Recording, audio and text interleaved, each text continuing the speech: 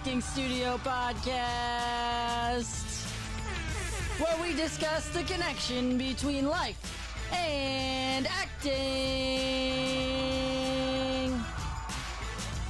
Alrighty, good morning, everybody. Welcome to Mornings with Matt, the Deering Acting Studio podcast. Today's topic is patience is a virtue. This is not, I don't think, anybody's favorite subject. No. And so we're going to dive into patience. We're going to dive into the importance of patience today and break it down for you a little bit because it's definitely one of the keys to success. So, Brian Sweeney.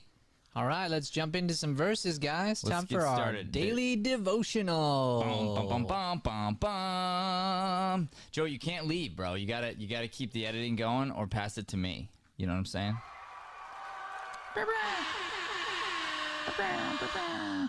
Galatians 6:9. Sorry, it's from a song. Dude, I like the backwards hat.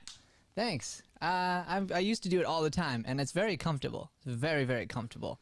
I think it's going to be my new style. Really? I think so. I'm not sure yet. I'm testing it out. We're getting like a test phase. So, you know, if you guys want to poll in what you think, we'll see. Yeah, how's the hat doing? Is the hat polling well? I don't know. It I don't might know. be. We'll find out in the comments. I like it. You know, and here's the thing. We could always discover what kind of day it is.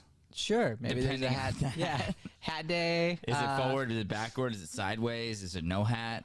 Sideways is really when I'm feeling silly. Like that's Dude, I was about to say time for daily devotional, but then you said it, and I like it coming out of your voice. It's great. okay. So let's try it again. Go ahead. Hit it. All right, it's time for our. Okay, of course now. Oh man, right when I'm going. Pressure's on. All right, here we go. I'm gonna let's try this again. It's time for our daily devotional. Woo! Yay, we cheers for God. Big cheers. Thanks, Joey. All right, our first verse is Galatians 6:9. Let us not become weary in doing good, for at the proper time we will reap a harvest if we do not give up. I love me some harvest. Harvest is the best. Harvest is good, but you know it doesn't just come, right? Let's do that again. Read it again. Let us not become weary in doing good. Let's stop there. What's that mean? It means don't be tired of well, I mean, when you're doing good, as we talked about this a couple days ago, the world's going to come at you. Yeah. And it's not going to, honestly, sometimes doing good doesn't feel good. Like it does internally, but there's a lot of like hate coming at you sometimes and certain things. And so the way I take this is even whatever happens, don't become tired of doing the good thing, doing the right thing. And I think it gets wearisome, even though it's saying don't get wearisome, but it does get tiring to do good. And then, especially if you know that someone else is not doing good, and then that person is seeing success and you're not. Yeah, totally. 100%. Right? Or you're doing good and you're not getting the recognition. Or you're doing good and you haven't figured out or you haven't like just gotten over that like edge, you know. And so you're doing good, and then it can be it's like, you know, an eating habit or something.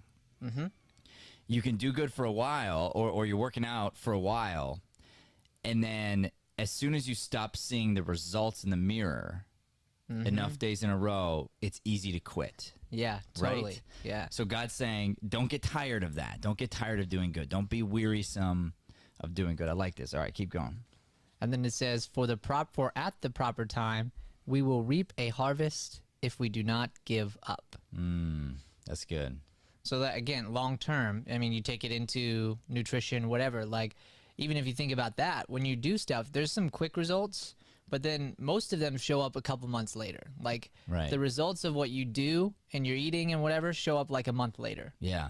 Like, that's when you actually, when you're looking at yourself and you're going, I look good. It's what you did like weeks ago that you're seeing, not what you did this morning. This morning's will be several weeks from now, right? Yeah, for sure. It's along those same lines. You think about, let's just say that we told someone, hey, if you read the Bible every day, it's going to change your life.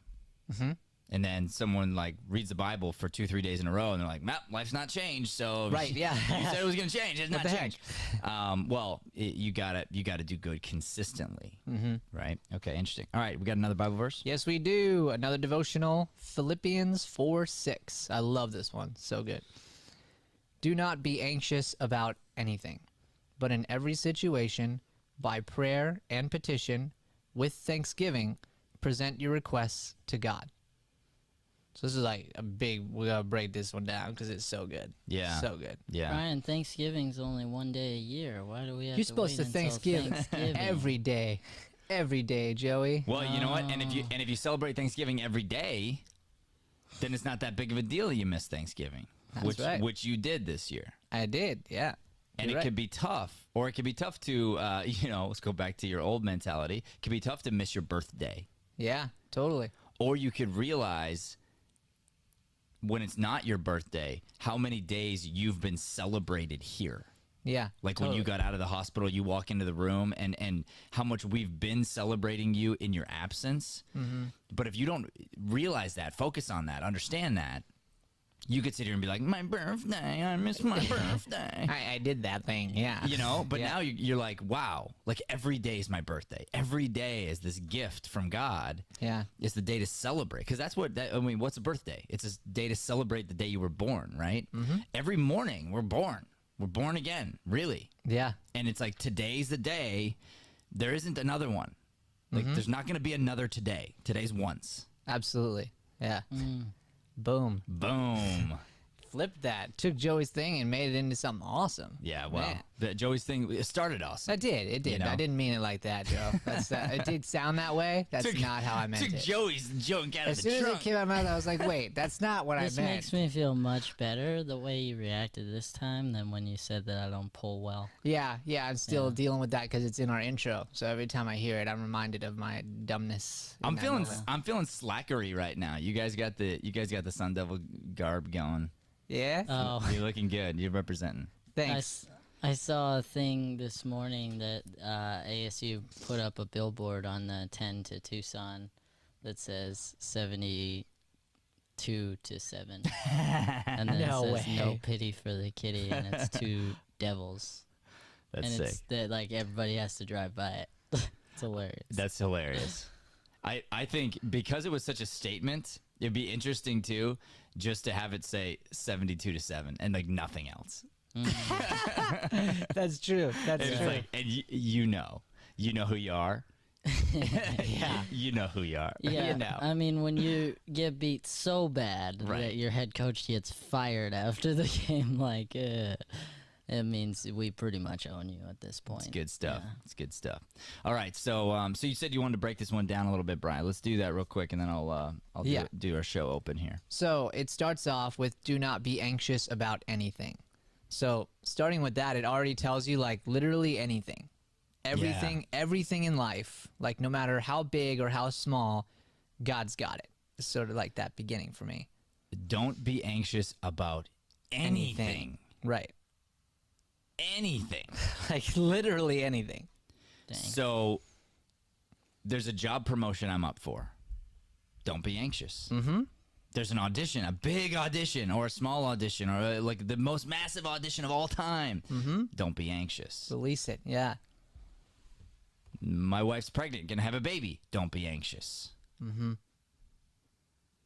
I just found out a friend of mine or family member got in a car accident. Don't be anxious. Hard.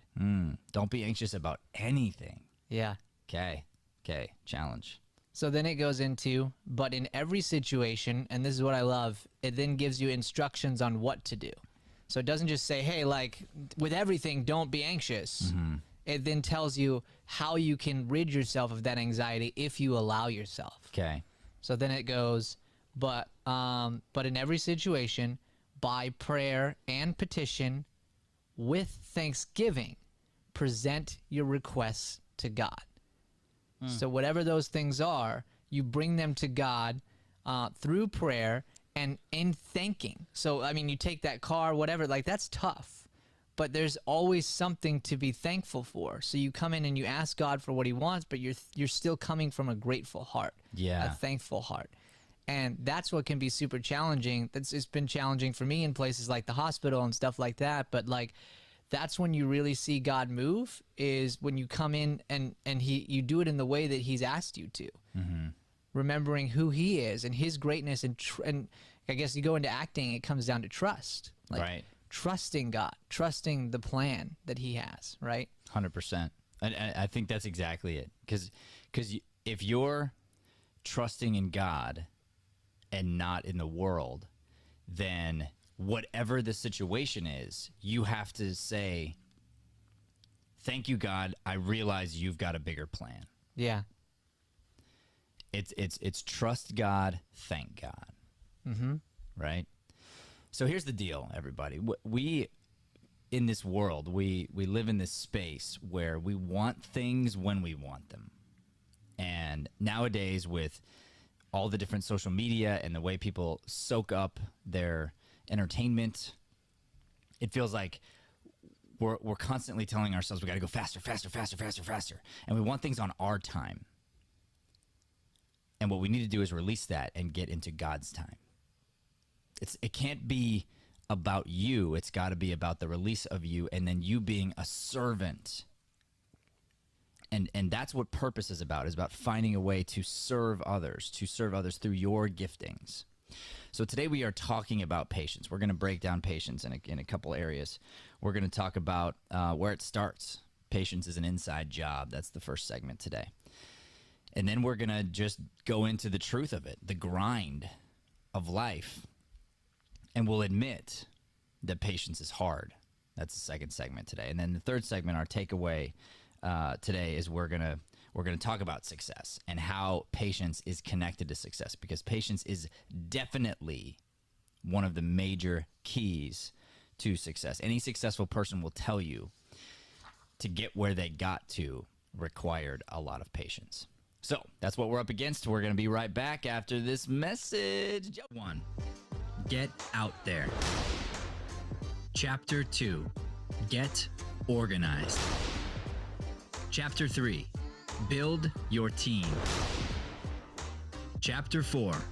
Brand yourself. Chapter 5. Be a producer. Chapter 6. Run the business.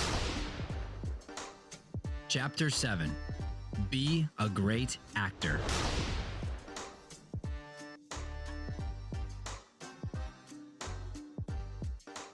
Let's dive right into auditioning, because I know that was the thumbnail specifically, and I'm fascinated to talk to you about this because we do casting. Right. I've been competing against you since I started acting, and then I made some transitions and whatnot, and you're one of the best auditioners I've ever seen ever. Wow, that means a lot. Thanks. That's really nice to know, because you know how it is in auditioning. We get no feedback. None. No audition. Yeah. You just throw the ball out there and you hope that somebody will catch it. Is that a good metaphor? Yeah.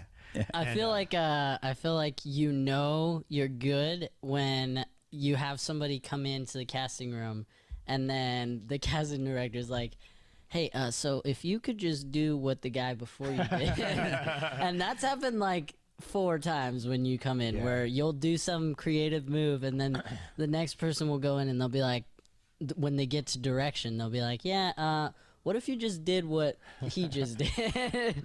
Yeah, well, you do it enough. Like, thank you. I appreciate it.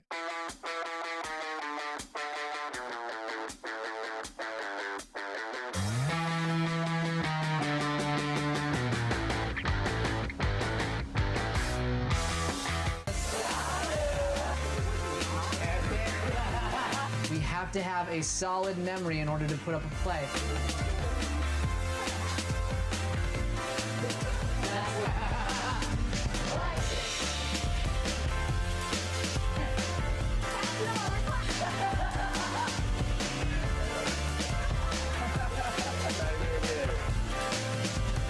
That was 100% the right choice. The moment you realize you're stuck for a sec, stop and literally take a breath. You have to react to that from his point of view as honestly as possible. 1, 2, 3.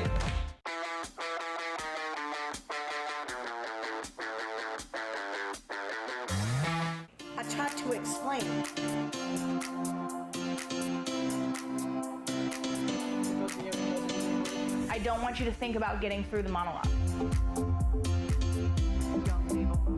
Yes. Let's go!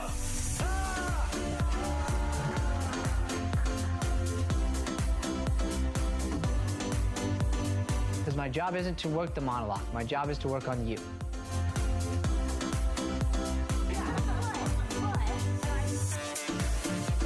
It's not about how many classes are on the resume. It's about your work ethic and persistence.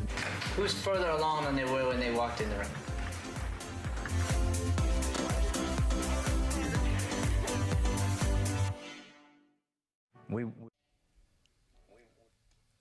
I'm like, who's further along? This guy's further along, right here. Loving the commercials, Joey. Thanks, dog. You the man. You know, I'm learning along with everybody else.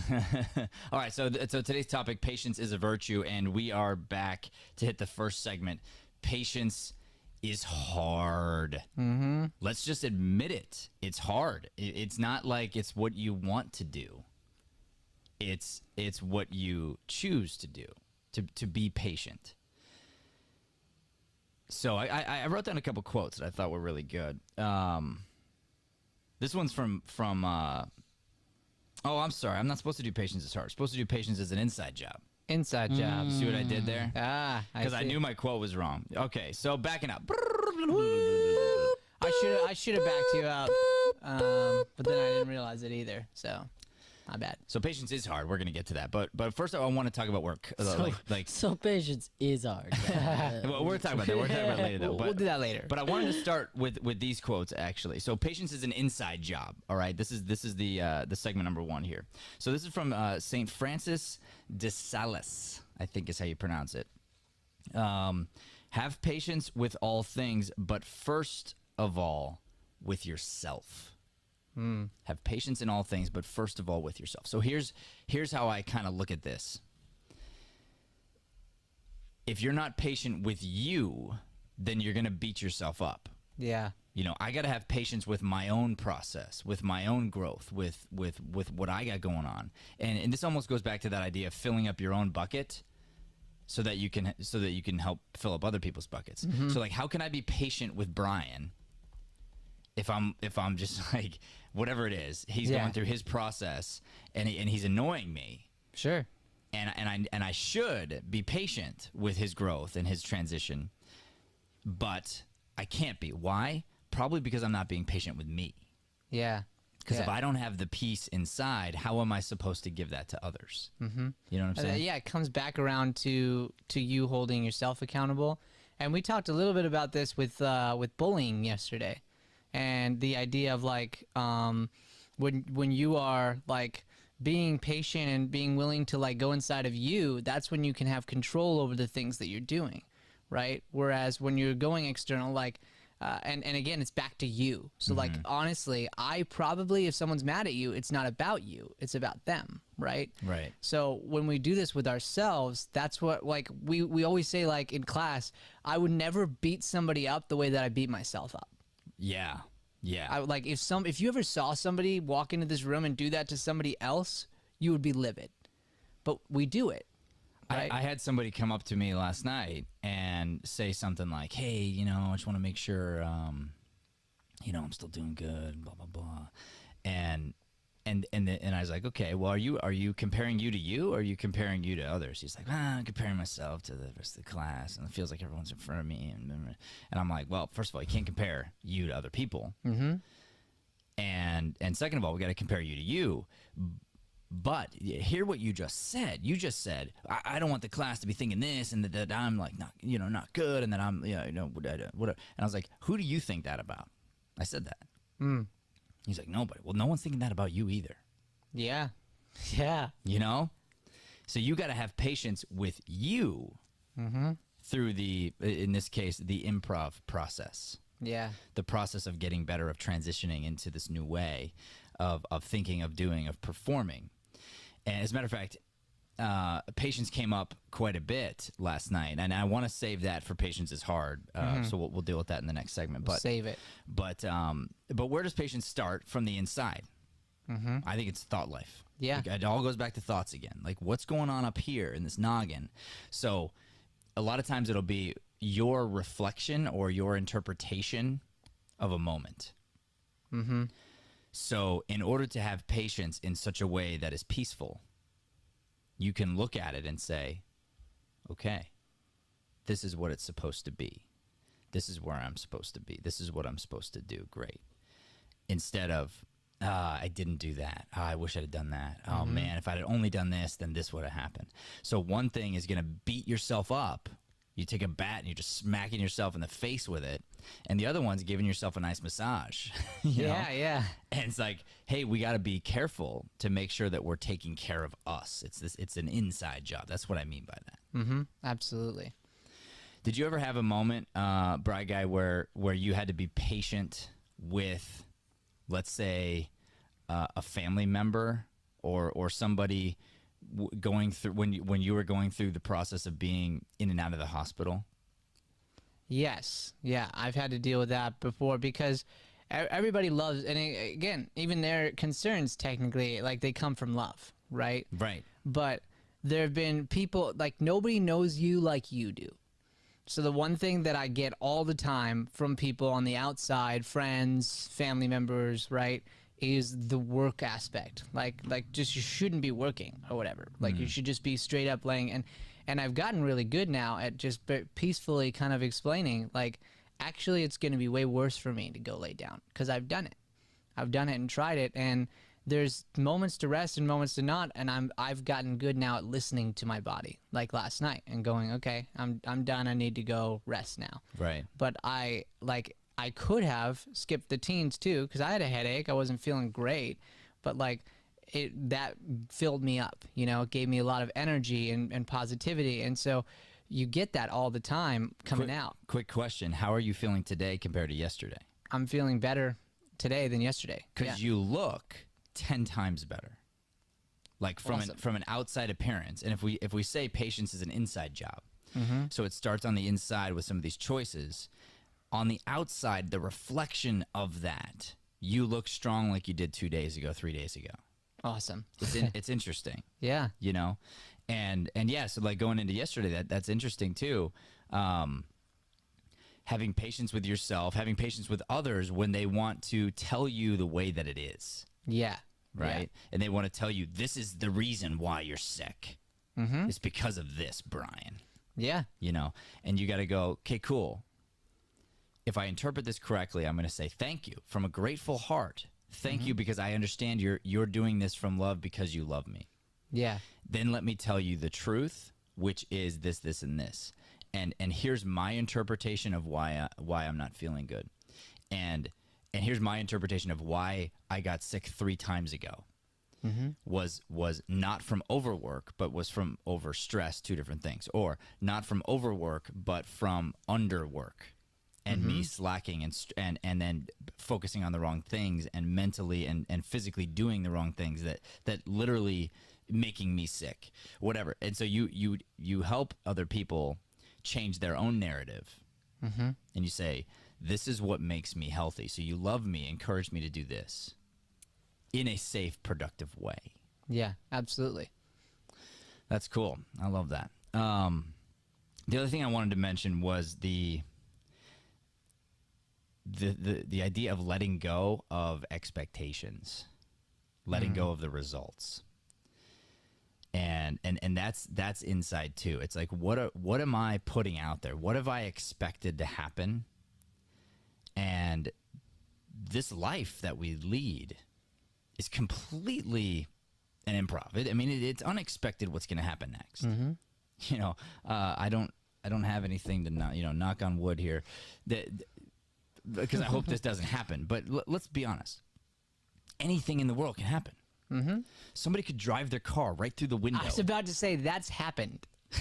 That's literally happened. That somebody drove their Drove car, the car right through that window, and I was like right there. And right now that could happen. Right. It's not going to, probably. Like, the chances are very small, but it could happen. Yeah. It could. Yeah. So for us to think that we know without a shadow of a doubt how today's going to be, Yeah. you know, is not accurate.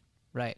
And if we don't allow ourselves to get into this place of allowing our day to be navigated by God, allowing ourselves to be flexible in the space, then we're going to feel very controlling. And then if things don't go exactly our way, exactly when we wanted them, then we feel all this disappointment, which we don't have to have. We can let go of those expectations. We can let go of the, it's got to be this way, or I'm mad about that. Yeah, totally. Yeah, I mean, there's a fine line between your goals and your schedule, right? So, you know, oftentimes you'll put things from your goals list onto your schedule for the day. And there's a good chance that you overstack things because you don't anticipate, like, always the amount of time that some certain thing will take. So then you look at the end of the day and you're like, oh, I only got through 3 of these things of the 6 I wrote down. That's 50%, like, I failed.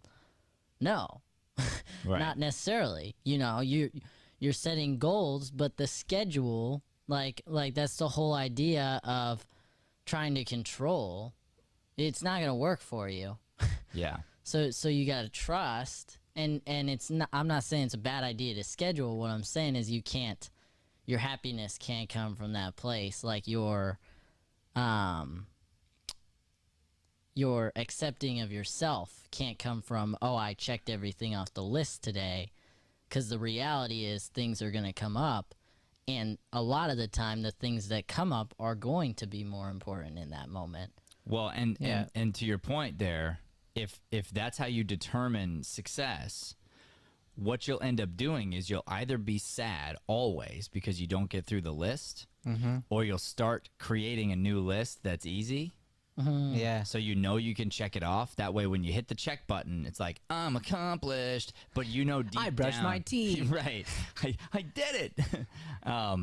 And you're like, okay, and you're giving yourself this false sense of security when you know that you know you're not really there necessarily. So the idea is, yeah, it's to set goals, but then be patient in the achievement of them and be open to how they might come about. And of course, be open to changing those goals. Yeah, and then if you take it into even results for like auditioning and stuff like that, same idea. You've mentioned this many times. Like your agent calls you and says, you got the audition, and you're like, which one? Like because you actually released it. Because when you were there, you were fully present, and then when you left, you released the result. You released getting the job or not getting the job, and you saw it as just auditioning. You saw it as going to be, that was your acting. Yeah. You know?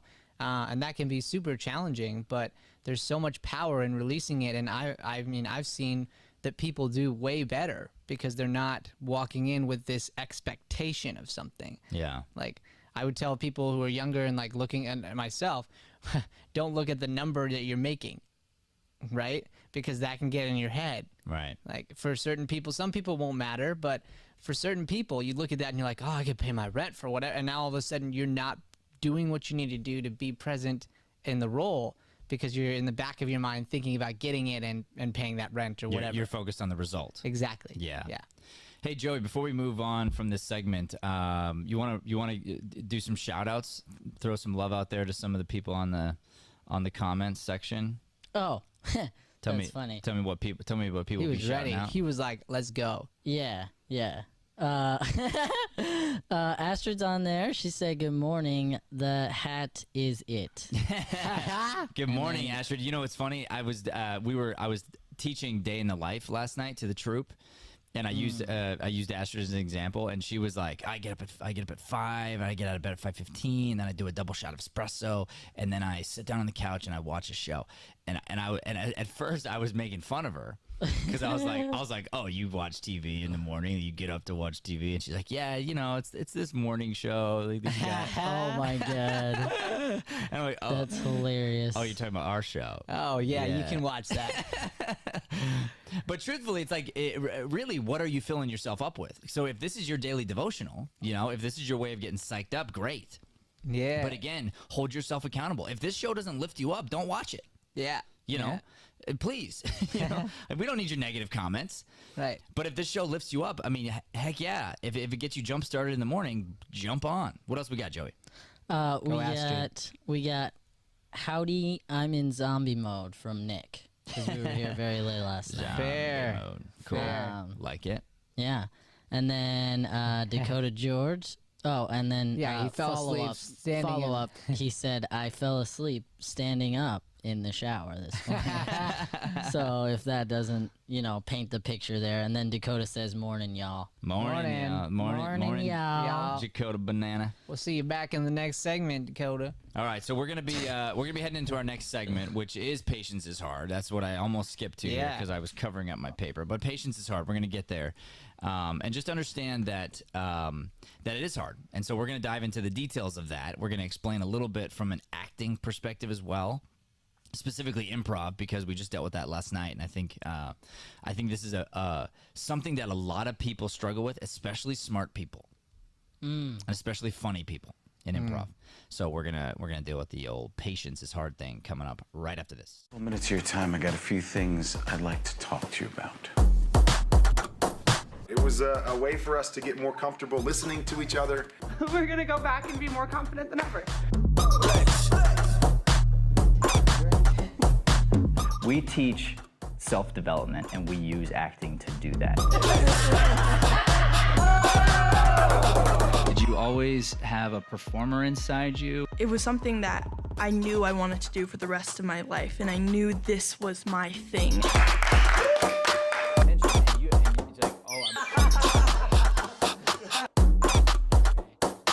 You stress that in that book that you have to have a plan every day and follow that plan. It's strikingly similar to the same things we talked about in business. We had a really good time. The staff is amazing. We had some great group activities, learned a lot about ourselves individually, so highly recommend coming here. Nothing I'm going to tell you is going to be revolutionary because it's just the truth. Anybody who speaks the truth, period.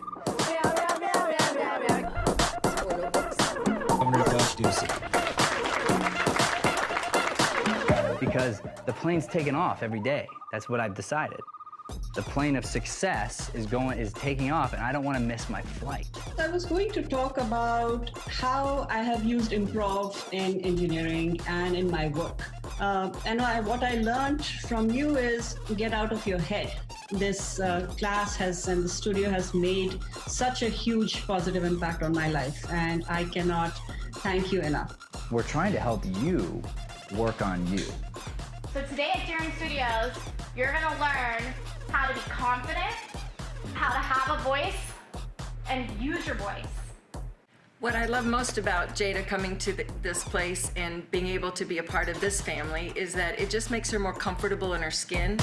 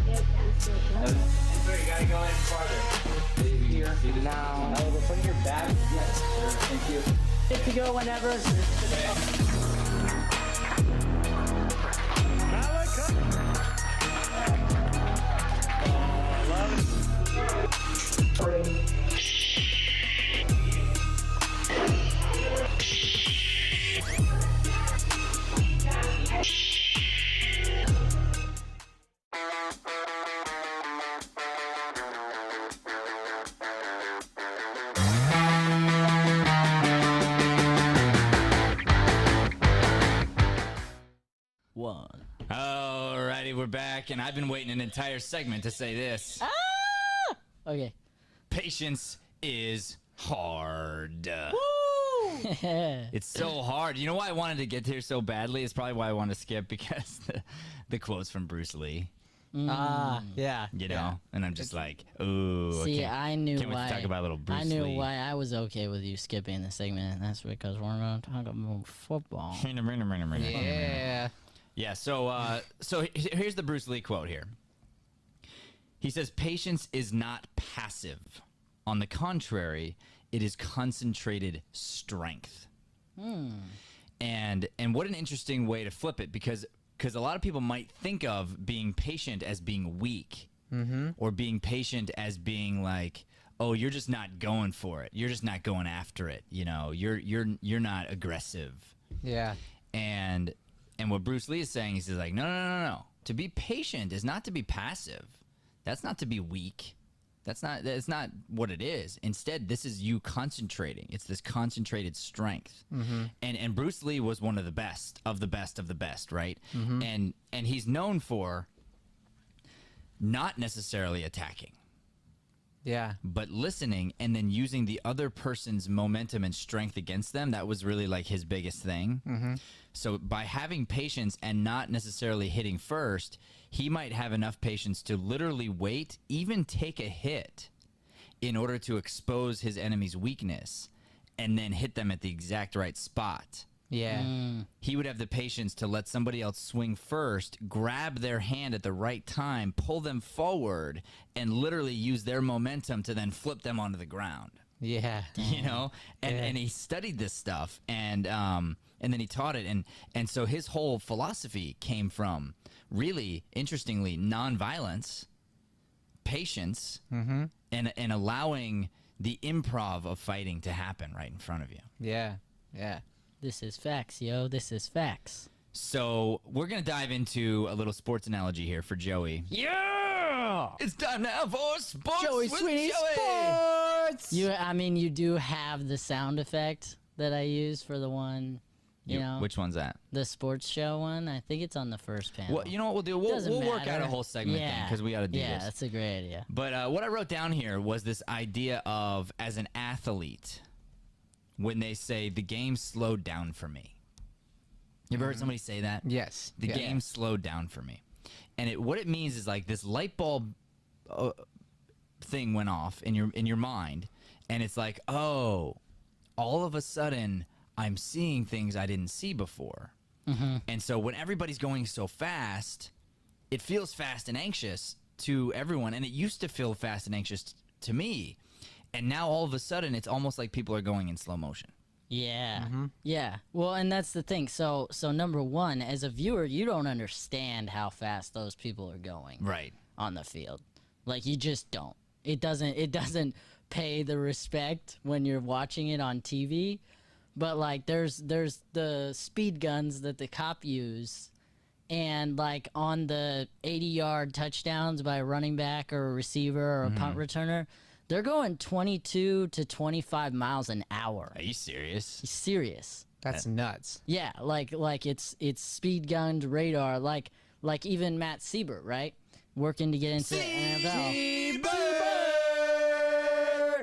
But you look at him, and on the treadmill, what he can do and what he's been working towards, but he can run 22 miles an hour on a treadmill. What about Raymond Epps? I don't know about Ray, to be honest with you. How fast can you run, Raymond Epps? Let us know. I know that. Do you think faster or slower than Siebert? I think he's slower love than to see that Siebert. race. Do you really? You think he's slower? However, he definitely has. You're gonna say that? You're gonna say that to Raymond's face? Yeah, like, I would say that I to him. think you're slower. Yeah, honestly. Okay. But there, it goes back to I talked to this about them when they were filming, but I was like, it's interesting because you all play the same position. You're all tight ends. Y'all, but that's and Joe's like, y'all just tight ends. Oh, y'all. And I'm like, y'all, get over here. Let me talk to y'all. Oh, me and Dakota hanging out all the time. All right. Sorry I interrupted you, but you're being hilarious. Go. No, it's cool. But each one of them has a different plate style, right? So what Ray does really well is he comes off the line and falls out. So he'll flake out one way or the other on either a short, medium, long route, but one that's like not predicted, and he can deal with like very quick, fast, hard throws and contact because he's bulkier, And the one thing that I can say like Ray has on Matt, because I filmed it, is he's definitely got a much higher vertical. Okay. You know? Yeah. And so there's these strengths, and it depends on your play style, the way you trained, like where you went to college, how they used you, all those things go into it. Just because you play the position that somebody else plays does not mean that you have the same skill set, and it's not required to have the same skill set. You feel me? I feel you, of course. Yeah. Yeah. So and then with this idea too, and we see this all the time. And as fans, if you understand the game, you'll get frustrated by a player. And I feel like the running back a lot of times gets a lot of the slack, but you'll see the ones that are great. Mm-hmm. They find a way to hit the hole. They call it the hole. If the offensive line kind of opens up a little bit, there's a hole, and then they burst and they punch through it. Mm-hmm. And the issue is some running backs will just grab it and run. Yeah. Okay. Most other running backs, honestly, you grab it and you look, and you either jolt right away, or you hold back, you wait a second, and then as soon as you see like the hole is opening or about to open, then you punch through the hole. And it's having that patience to wait for the right time to explode can be the difference between 1 yard, negative yards, or 20 yards. Mm-hmm. Yeah. That's what Le'Veon Bell did so well. That's why he was so successful in Pittsburgh. Right. And nobody had seen it quite like he did it. And then they didn't get it because, like you said, the idea was you grab the ball and you run, right, like right away. And he didn't. And he would take the handoff and just like kind of stand there for a second with his feet moving. Right. And then he would burst. And he was one of the most explosive running backs in the league for 3-4 years in a row. And then wouldn't you agree that David Johnson then in his first, like in his breakout year, but before he kind of tailed down, in his breakout year, he sort of modeled that. Yeah. Right? That jump cut. And I would say actually for David Johnson, because he dealt with a lot of injuries, he still has that. He's still that type of player. Like we saw it on the Texans this year. He still has that where he's patient. So he became what they call the jump cut guy, right? And sort of like he modeled that Le'Veon Bell thing, but he had this ability to burst forward, stop, adjust himself, and then burst again. And it was like this boof, boof, boof, right? And that's like, it's like having patience in the middle of a move is what that is. And then he did. He got injured, which I think made him slow, and it knocked on his confidence for a minute. That's what I believe happened to David Johnson for a couple years. And so knowing that like he needed to get that speed back, but then have the confidence to use the speed and use the cut hard at the right time. Yeah. And that's what was like frustrating as a fan, but also you knew him and you cared about him. And you thought he was a nice guy, so nobody wanted to rip on him or anything. But you could tell that he wasn't delivering at the level that we expected him to deliver at. Well, and that's the interesting thing. So players like that, it's crazy because you were like they get a lot of the flack, and there's always going to be haters, just like there is on social media, like for anybody, and especially in the sports world. But in general, like he played really bad for like his last 2 seasons here. Maybe 3, like you could throw that third one in there. And he didn't catch crazy flack because of who he was, because of what he did before, because of what he did for the community. He had a very strong relationship with God, was outspoken about that. And that was one of the harder players to lose because we knew we had to lose him as a player, but we didn't want to lose him as a man and like as a part of our organization. Yeah. Because, players make an impact like that. Yeah. It's crazy. Yeah, it is. And that goes back to even how you handle the slack or the negative attention, because it's going to come your way. Yeah. And it came his way too. Just not as heavy as for other people, but it did come his way. So his reaction to it ended up, kind of quelling it down a little bit. So anyway, let's finish off this concept of patience is hard before we move forward here. And I wanted to jump into a couple of Mahatma Gandhi quotes. Mahatma Gandhi. And he said this: to lose patience is to lose the battle. And I go back to the Bruce Lee, idea of like, if you're fighting, which we're kind of always fighting. Yeah. All of us are fighting with something, some kind of an internal battle, some sort of an external battle is always happening. And so he says, as soon as you lose patience, you lose the battle. I thought that was great. And then he had another quote that I didn't hit yet, which is, patience means self-suffering. Patience means self-suffering. Yeah. And that goes back to that. It's hard to love you. Yeah. Because patience is self-love. And it's hard to go, hey, I love you anyway. It's hard to say, I've got a grateful heart about this negative thing or what I perceive to be negative. So let me not make it negative and let me instead be grateful for that. That's hard. Yeah. And you can perceive the fact that you're not there yet as this thing that's like, it does feel like suffering. I like that patience is self-suffering. It's being willing to put yourself through the grind for a long period of time in order to get the result a long time from now. Yeah. I had to do it last night with teaching the adults. So we've talked about it a couple of times on this show where, I didn't really want to teach it, just fell into it and I fell in love with it, right, for the kids and teens. And then last night you came and grabbed me and you go, hey, I was thinking this thing, like, what do you think about leading this? And I was like, why? Yeah, he didn't want to. Exactly, because of that thing, because, like, I was intimidated. I was, I didn't want to self-suffer there. Because I'm like, no, like you're definitely a way better teacher. Like, I don't want them to feel like, Joey came in the room, Going right back to those thoughts. Yeah, that's right. So what I had to do. Well, no. So if you remember, you asked me why, right? And here's the cool thing, I had an answer. Yeah. I said, because I believe it's what's best for the program, and let me tell you why. Because we have a show coming up. By the way, we're going to promote that in a second. We've got a show coming up. So for me to grab the 8 people that are going to be in that show and dig into some of the concepts that we're not teaching in class right now would be best for those people set up the room. I've already set up the exercise. I've already talked about it. I'll come and give another example. I know you can lead this well. You do this very well. But I believe that you walking in there, is best for the program. We're not talking about who's a better teacher. That's irrelevant. Yeah. I believe me not being in there and you being in there is what's best for the program. Yeah. And Joey, to his credit, couldn't say no to that. Yeah. And I've, that's something I would have said no to before. I've learned to ask for the why. Yeah.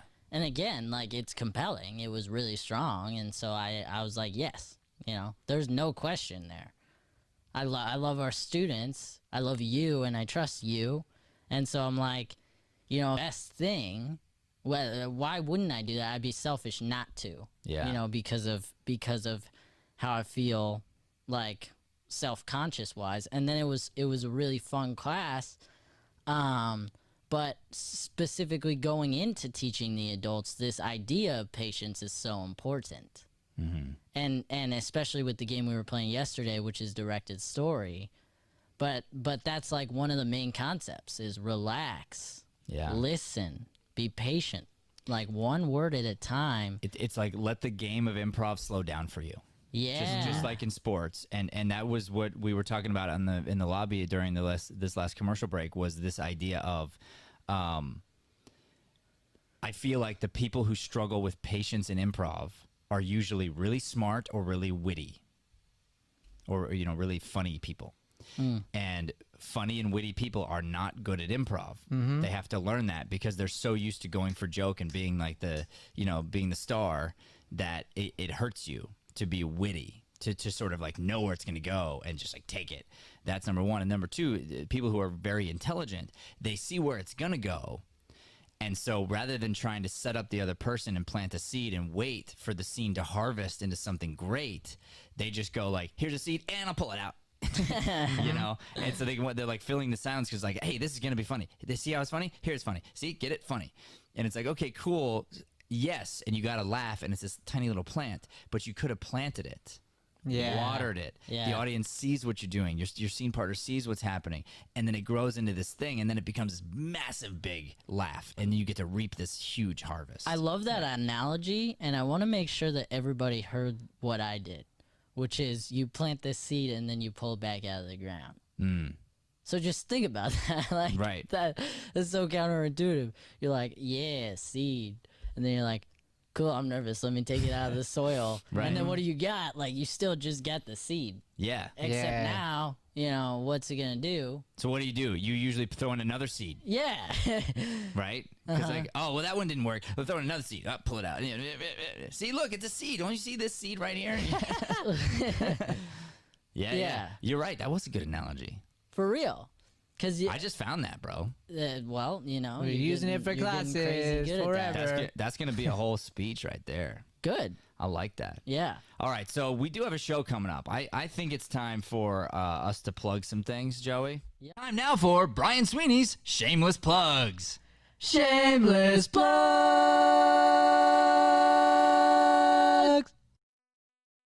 Yeah, I like it. I like it. That's Matt's face. That's not my face. Hey, shameless plug how good my face looks. Okay, so that's Matt Deering, who wrote this book, Acting is My Day Job. Make sure to get it on Amazon and anywhere online. We have a show coming this weekend. We are so psyched. The three of us will be closing out the show. We got a bunch of our students, Chaos Comedy members. Woo! Hosted by Lighthouse Theater. Yes, hosted by Lighthouse Theater. You can go to lighthousetheater.org and support the things we're doing. We're all about putting out light-driven content like this show, like the show we're going to be doing on Saturday. And you can get tickets to come watch the show and check it out. And you'll be able to watch the live feed and donate right from there. So if you need to social distance right now, we totally understand that. But you can tune in live, and that's free. But you can also donate from there too, which is very appreciated because we are trying to click and clack and keep putting up some awesome comedy. I talked about this last night, the idea of Pixar comedy. Something came up, and it was a the game of the thing was inappropriate. But the game, it was just like you couldn't ignore it. And what's funny is the one actor who set it up knew, the other actor didn't, so they couldn't play the game. But she set it up anyway, right? And then she's just dying laughing. The audience is dying laughing because she knows she set up something inappropriate. But nothing inappropriate was said. It's just how you take the thing out of context that makes it funny. Yeah. Okay? And I discussed how you could keep doing that. And if the other person picked up on it from a naive place, could keep accidentally saying things that could be interpreted a certain way. And what's great about it is adults will be rolling on the ground and they'll thank you because their kids have no idea what you're talking about.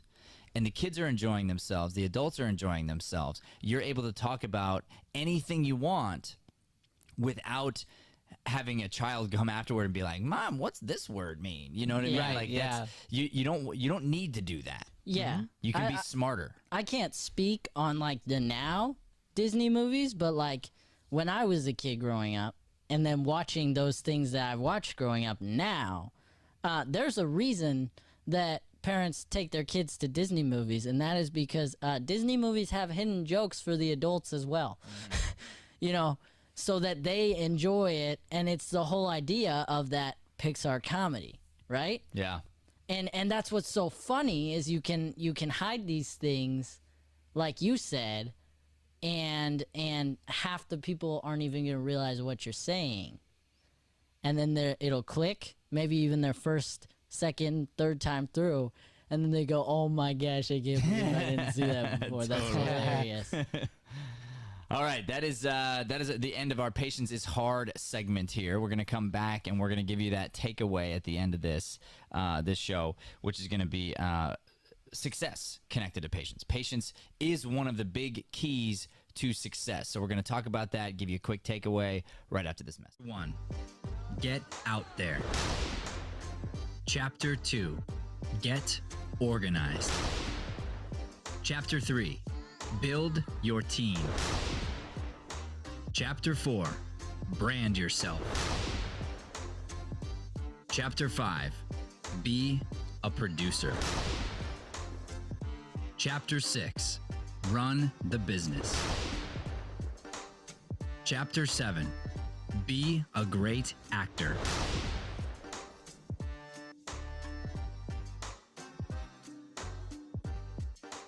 Let's dive right into auditioning, because I know that was the thumbnail specifically, and I'm fascinated to talk to you about this because we do casting. Right. I've been competing against you since I started acting, and then I made some transitions and whatnot, and you're one of the best auditioners I've ever seen ever. Wow, that means a lot. Thanks. That's, For real. That's really nice to know, because you know how it is in auditioning. We get no feedback. None. When you audition. Yeah. You just throw the ball out there and you hope that somebody will catch it. Is that a good metaphor? Yeah. I feel like you're good when you have somebody come into the casting room, and then the casting director's like, hey, so if you could just do what the guy before you did. And that's happened like 4 times when you come in, where you'll do some creative move, and then the next person will go in and they'll be like, when they get to direction, they'll be like, what if you just did what he just did? Yeah, well, you do it enough, like you just thank you. I appreciate it.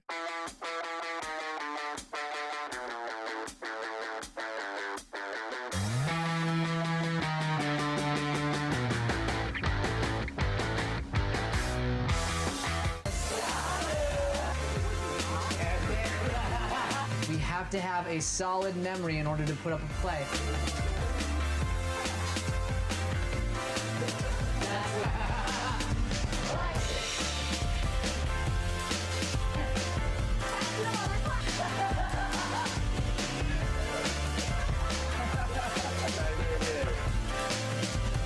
That was 100% the right choice.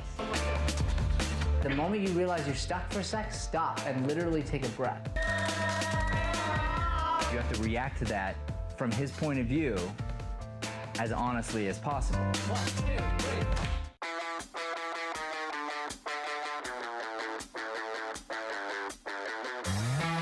I tried to explain.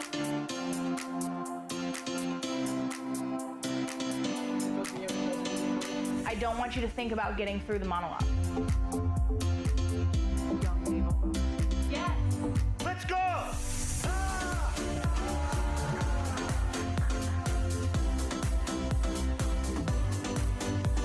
Because my job isn't to work the monologue. My job is to work on you.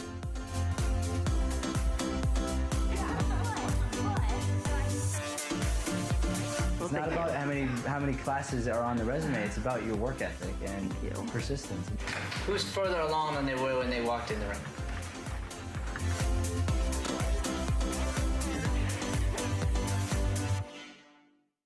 We want the world to hear this. We want this to get out. This is why we do what we do. That felt like the most honest thing I've ever done as an actress. It was like entering like a new world. It was like draining and exhausting, but in a good way, you know? It just feels so good to just feel the growth, the true growth all the way around. We made a lot of discoveries. Yeah. Like lots of discoveries. I feel like you give me permission as a coach to go all the way. I just know what we do.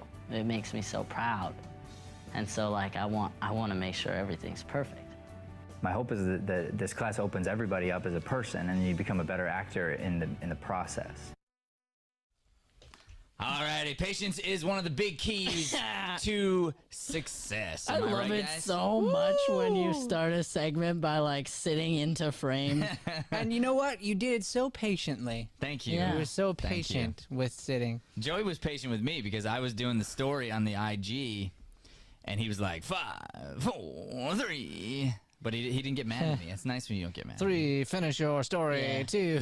I can't say that I can't say that I don't get mad at. No, sometimes you get mad at me. Yeah, There's that's no what doubt. I'm saying. You know, There's no doubt. Like And- sometimes I'm like, Matt, what are you doing, dog? And ain't no mad like a Joey mad. Let me No, tell you. nothing like it. No, as his roommate and brother, I'll tell you. I'll tell you what. It's a scary sight. I try to keep it inside. He hulks out. You wouldn't believe it. No, I do. All right, It's so because I don't feel. So then when it comes out, I feel like a Sith Lord. yeah, we're working on that. Yeah. We're working on that. Yeah. So I wrote this down. I like this idea here. Anxiety leads to fear and doubt, neither of which come from God. Boom. Boom. Anxiety leads to fear and doubt, neither of which come from God. And so to be successful, we got to tap into the patience that God has for us. God's got such a bigger, better plan. And that's where your real success is going to come from. Mm-hmm. I did something this morning. I was listening to Spirit, as you guys know, prepared this show, was feeling awesome, checked in with you guys. You were already awake, you know, life was good. And I lined some things up. And I just was like, I got 40 minutes right now. I just feel like going home. I feel like my baby's going to be awake, which he was. I can sit down on a couch, watch a little Thomas the Train Engine, and it was glorious. It was me having patience with me and letting go of this completely and trusting that I could go do that. And so I get home, I walk in, and there he is. He's awake. My wife's holding him. And he does this thing because he's such a mama's boy. Like, Yeah. I'll say this about you, Finn. When you're older, you were such a mama's boy. You probably still are. No matter how old you are, you're mama's boy. So I walk in, and he does this thing in the morning because he just wants to be near Leanne, which I understand. But I walk in, and he goes, "Urgh," and he kind of curls up to her away from me, right? And then I was like, Finny, and he's like, and I was like, Daddy's home. You want to watch Thomas? And he's like, Thomas. And then he jumped in my arms. Thomas will get him super excited. I was like, yeah, Daddy knows what to do. Hey. So it was great. I got to snuggle, got to do some morning time. And to me, it's remembering that, though, right? Because that's the success. Mm-hmm. And if I'm not careful, and you guys know I do this to myself. Yeah. But if I'm not careful, I'll have this show done for this morning, and then I'll try to plan tomorrow's show. Yeah. And I'll try to get it all perfect. And the problem is, like, yes, you should get ahead. Yes, you should be moving forward. But that's not success. Mm-hmm. Success is the morning that I had. That is the morning I got to go home, and I kind of earned that moment. But then I took it. Mm-hmm. Yeah. And that's being patient with you, I believe. Yeah, it goes back to, there will be certain days where that is the right move to plan the show for tomorrow. There will be certain times where that's the most intelligent, best thing you can do in the moment. Right. But it goes back to living in the moment, living in the present, understanding where you're at, where things are at, allowing yourself to let go when you've earned it. Yeah. Because if we don't enjoy the life that we have around us outside of what we do as a job, which, I mean, again, I've said it a billion times, but it's kind of not fair that we get to call this a job. But no doubt. But you know what I'm saying, like those personal relationships, you also have to make time for that. So when you come in and you bust booty, if that's something you want to do, you go do it. That's a whole new segment. Yeah, the bust the booty. Joey Sweeney, bust the booty, bust the booty, bust the booty. Yeah, I'm down with that. It'll be like a little video of Joey just wagging his booty. I like that. Busting the booty. I feel like it should be Brian in the video though. No, it's gotta be you, because bro. I do not have a gotta booty. be you wagging that tail, wagging your tail. Yeah. All right, so I wanted to say this too. I've got a couple quotes here, and this whoever said this, I've never heard of them before, but their name is like almost impossible to pronounce. It seems so hard. So I'll try, and Brian, you can correct me if I'm wrong. I think it's Daisaku Aikida. That's the best way you could possibly pronounce that. Spelled without me. Daisaku. Yeah, why don't you put that in the comments? Maybe someone knows if I got it right or not. Daisaku Aikida is what I think. But this person said, with love and patience, nothing is impossible. Mm-hmm. Facts. Through love and patience, nothing is impossible. So true. So I was thinking about this and applying this to what we do, to what pretty much anybody does, but especially to stuff you really want to do, right? How many times have you heard somebody super smart, especially, and be like, you know, they ask you like, so when's you know, when's it gonna be successful? You know, when whatever, right? And they don't seem to have patience for you and your process. Let's say as an actor. Mm-hmm. And let's say you're an actor, and then you're, you know, and your parent is a doctor. You know anyone like that? Me? Yeah, you. Okay, good. And so you just feel this like this outside pressure from somebody, from family or whatever, clearly thinking to themselves like, when are you gonna make it? When's it gonna? And I wanted to, and you want to be like, remember when you were in med school? Remember that? And it took you 12 years of hard work and patience to get through it. And if you would have quit at year 7, you get nothing. Yeah.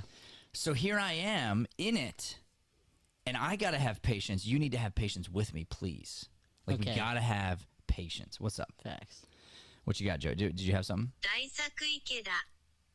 That's the Google Translate there. That just sounded like a big old like that was not. Yeah, well, it's actually Japanese origin, and the Saiku Aikida. Like, I think I got it right. I think you did too. That's what I was saying, but I thought I would Google Translate it, and the meaning behind that person's name is "it's great." Yeah, that's nice to know. You know. Facts. I wrote here too. Patience is about never giving up. You can never say you've actually lost until you give up. That's true. That's true. Yeah, you can be, you know, beat down. You could be like, oh, you know, I'm running into an obstacle, but you can't lose to give up until you say I quit. You actually haven't lost. Yeah, and let's clarify. I've done this for a speech once. I talked about quitting versus the idea of failure. Right. Failure. So the quote was that quitting is the enemy of success, but failure is necessary on the road to greatness. Boom, that's a great quote, Joe Brian. You need it. Thank you. Thank you. I'm surprised that you got that word for word. It sounded so powerful. That's a Brian Sweeney quote. That's why. Did you just come up with it? No, I came up with it for a speech that I did at Wickenburg a while back. Okay. Yeah. Say it again. Sick. Say it again real quick. It's that failure is sorry. Oh now I got backwards. Quitting is the enemy of success. Quitting is the enemy of success. But failure is necessary on the road to greatness. Love that, dude. That's okay, a Brian now Sweeney one quote. more time. Beautiful. And just like Matt echoed you, I'm gonna be your echo. Okay. Okay. Quitting. I can't do it. Okay, that's fair. Quitting. That's fair. That's fair. All right, and I wrote this down too because I like talking about doors open, doors shut. So I thought of this concept today too, and I thought of you, Brian. When a door closes shut, fine, but rather than walking back to where you came from, go find another door. Yeah. That's a Matthew Deering quote right there. Big time. Go find another door. So I remember, you know, there was a time when you were going through all this like transition and thought, and you went to the hospital the first time, you come out and you're like, I got to serve. I want to be in service, which I think is awesome. And you thought like church was the way, and I was supportive of that. I'm like, go, like that's what you're supposed to do. Go do it. And you went to school for it, and you went this and that for it. And then doors started shutting. Yeah. Okay. Now, I do believe that God slams doors in our face, okay, to say don't. Like, this is not what I mean. Don't do this. And you're like, but it's good. And he's like, sorry, no. But he still put that in your heart, right? Yeah. So it was like, it wasn't don't serve, and it wasn't don't impact teenagers, and it wasn't don't go speak at a massive scale. It was like, hey, this is not the road I have for you to go there. Yeah, yeah. So open another door. So like, okay, so there's a difference between door slamming and me going, I give up, and go backwards. Or going, door slam, let me go find another door. Let me go find another alternative route to get to where I got to get to. But apparently this route is not for me. Yeah. Yeah. Well, it was cool that one is, it was when I came out in 2015 after the coma. And I just felt like, you know, that call to serve or whatever. And 2015, you're so old. I know, it's crazy. It's like 5 years ago. It's wild that it was that long ago. I'm 30. It's actually 30, guys. 6 years ago now. 6 years ago now. Wow. Yeah. Cool. Thanks, Joey. We're out of 2020. Yeah, we are. You're right. I'm still getting used to that. So yeah, but actually what's cool is you gave me that advice even before this was presented as an option back. So it was like I was going through all this stuff first, and that was the advice, and then a door opened up here, like through you praying and through me praying, and then we kept praying over it, and it was very clear that that was the right path to come back this way. And I asked God, I said, like, show me, and that was your advice to me, like if it's a slam it. Right? And he did. He slammed it in ways that I'm like, okay, cool. This is not the path that you want. And so much has come from that. It's crazy. But you got to be willing to like not force the door. It's like, you know, I want to warm up my hands. Okay. And so I want to warm up my hands. So I put my hand on the hot stove and it burns my hand. So I shouldn't do that again, but it doesn't mean I don't need to find a way to warm my hands up. I just got to figure out another way to do it. Yeah. Right? Yeah. I was just going to say, because this kind of clicked for me a second ago, but you know, you were moving towards church ministry, right? And then that got shut on you. And then you question like where you're at now, why, and you're reflecting.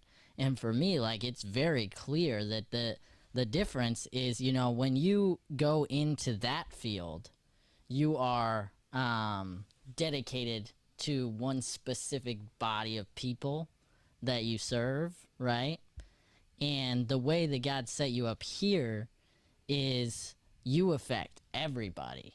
So you affect anybody who tunes in and sees this show. You affect everybody who walks in for a class. And you'd agree, Joey, I'm sure that there's not a better or a worse. Yeah. Because some people are called to serve that body specifically. 100%. It's just there's something God had in store for Brian that involved this place and taking that and bringing it into here. Yeah, exactly. Definitely. You know, let's be honest. If Brian didn't come back to the studio, we don't open the show with daily devotionals probably. You know what I mean? Like there's an impact that you've had, and I've fought you and you fought me, and we've listened to one another, and we've both learned and grown from that, from being open and moving forward. I thought that was a great point, Joey. Patient. Yes, with each other. Yeah, 100%. And with ourselves. Okay, so I want to end here. I want to end with this idea that life's greatest gifts come from patience. So this is why you should really pay attention to how patient you are with yourself, how patient you are with the process. And if we think about it, life's greatest gifts, that would be like the diploma at the end. That's like the baby. It takes 9 months to make a baby. You know what I mean? Like it's a patient process, and then it's like the greatest gift. You think about a business. You know, most businesses fail. They fail in the first 2 years. Like 90-something% of businesses fail in the first 5 years.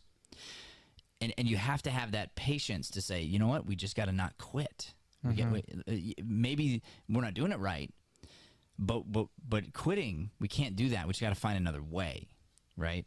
You know, you think about, you know, is saving up for a car versus just getting a car. Having something handed to you versus earning that thing. The greater gift comes there. And so with that idea, I found this quote from Aristotle that is just like, whoa. Love this quote. Okay. Patience is bitter. Patience is bitter, but the fruit is sweet. Patience is bitter, but the fruit is sweet. In other words, patience is hard. But the fruit you get is so good from waiting. So even just think about fruit, okay? Imagine that we didn't have the grocery store. Okay, and you can't just get whatever you want, whenever you want, all year round because they put all these hormones and different things into it. Let's pretend that didn't happen. And you're going, okay, you see fruit, and there's fruit on the branch. And like, I like that fruit more than I like this fruit. Or this vegetable, let's just say. So I just grab the fruit, and I eat it. But it wasn't ripe yet. You didn't let it even get to where it's going to be sweet and delicious. You just had to have it now.